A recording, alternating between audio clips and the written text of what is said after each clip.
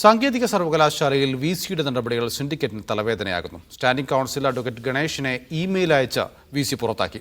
സർവകലാശാലയുടെ കേസുകളിൽ ഇനി ഹാജരാകരുതെന്ന് മെയിലിൽ പറയുന്നുണ്ട്. തന്നെ നിയമിച്ചത് സിൻഡിക്കേറ്റാണെന്നും പുറത്താക്കിയതിന്റെ നടപടിക്രമങ്ങൾ കാണിക്കണമെന്നും അഡ്വക്കേറ്റ് ഗണേഷ് മറുപടി നൽകി. സാങ്കേതിക സർവകലാശാലയിൽ സിൻഡിക്കേറ്റും വിസിയും തമ്മിലുള്ള പോര് ഏറെ നാളായി തുടരുകയാണ്.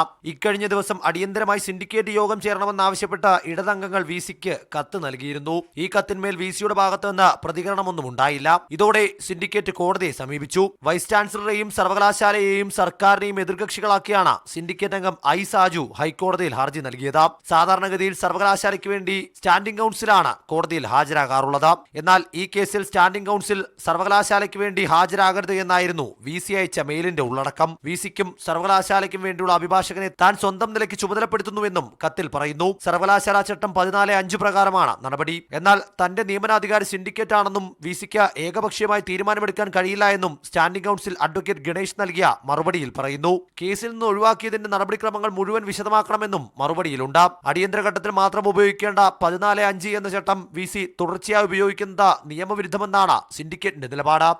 ഗോപാൽ ശീലാസനൽ, മീഡിയ 1, തിരുവനന്തപുരം.